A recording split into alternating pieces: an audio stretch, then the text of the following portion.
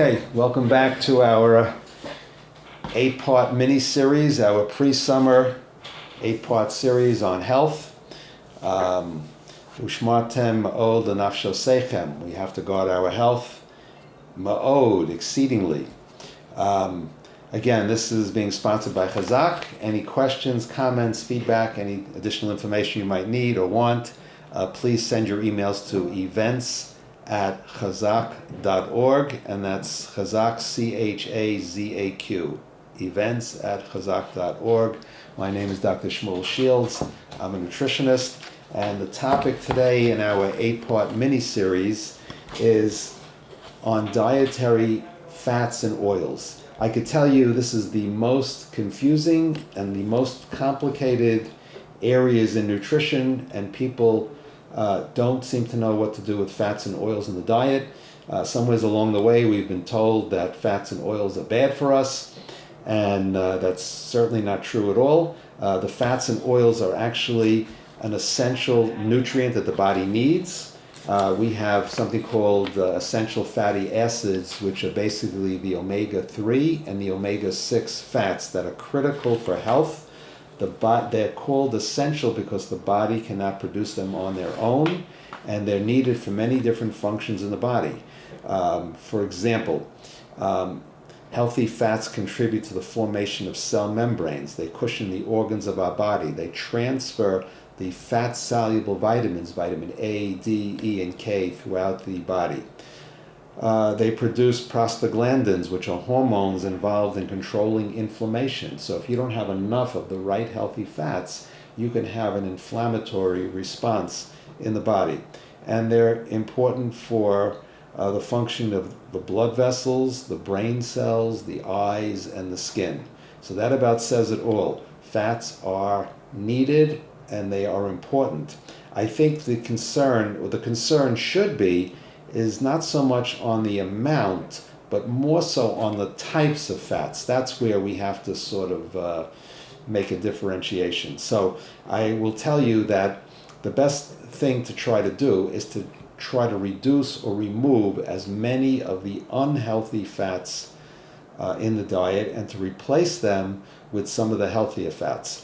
The Eskimos have the fattiest diet in the world, and they also have the best heart health. But where are those fats coming from? Those fats are coming from sea creatures, and they're loaded with omega-3 oils and fats. And this is the primary diet of the Eskimo. And these kind of omega-3 fats are very heart and blood vessel friendly, and maybe that's why they have the cardiovascular health that they do have. I can also tell you that the Mediterranean meal plan, which has been researched more than any other meal plan in the world, it's made up of approximately 40% of the calories in the traditional Mediterranean meal plan is made up of fats and oils. So the question is, what types? So the types of fats and oils that are in that meal plan, which we're going to talk about a little bit at the end as a summary of the end of the series here, those fats are coming from things like nuts and seeds, olive oil, olives, avocado, and the oil and fats that are found in fish. And we want to make sure that we, over the course of our day, we do incorporate some of these healthy fats and oils in our meal plan.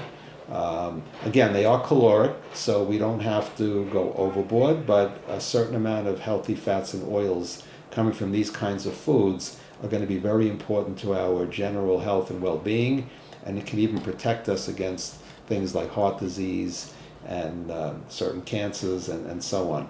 So having said that, the kind of fats and oils that we want to try to reduce as much as possible are basically the animal fats, the saturated fats, which are fats that are hard at room temperature, the polyunsaturated fats, the vegetable oils, are liquid at room temperature, and those are probably better to use more of those and to cut back and reduce the the animal fats found in the skin of chicken and red meats, and the some of the full fat dairy products. Again, in moderation, some of these things may be able to fit in, but basically we want to switch over to the other kind of fats that we were talking about earlier. So that's an important point that I hope I've lessened some of the confusion on fats and oils, but you got to read your labels. You must at all costs try to avoid hydrogenated fats and oils. These are primarily man-made fats that are added or used in the processing of many of the foods that we consume. A lot of your commercial baked goods like cookies and cakes and pastries and the margarines, many of the commercial margarines that are made, and some of the commercial peanut butters all contain these hydrogenated oils. So you have to look on the ingredient list. If you see the word hydrogenated, don't use it, and look for a product that doesn't have the hydrogenated oils. Okay, so those are just some of the concepts there on fats, and we will, over some of the other sessions that we do, we will talk more about the role of fats. I just want to mention one other thing.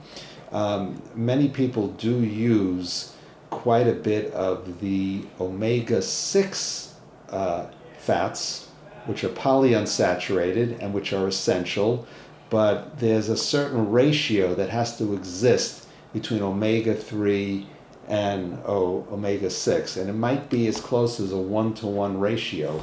Unfortunately, the typical American diet contains as much as 30 times more of the omega-6 fats and oils than the omega-3. So that creates an imbalance, and if we don't have enough of the omega-3, we are going to create an inflammatory response in the body. And too much omega-6, even though it's a heart healthy, friendly, essential oil, too much of a good thing is not a good thing. So my suggestion is the omega-6 oils are very found commonly in soy oil, sunflower oil, safflower oil, some of these corn oils, the more common oils that people use for cooking and baking and that are added to a lot of the foods that we eat. So I would suggest that you try to tone down the intake of those types of oils and try to use more of the omega-3 that are found primarily in fish, found in ground flaxseed and walnuts, a little bit in dark green leafy vegetables. What you can do is you can substitute with some of the monounsaturated fats that are found in things like olive oil. Using the extra virgin olive oil or the organic olive oils are really the best. And you could also use the extra light olive oil for a cooking oil. The organic, the unprocessed olive oils are better to use cold. The avocado is primarily a monounsaturated fat, so instead of using too much of the omega-6, you can balance out a little bit by trying to bump up the omega-3 and replacing some of the omega-6 oils with some of the monounsaturated fats, which are known as the omega-9 oils. Okay, thank you for listening, and we will continue with the next session next time.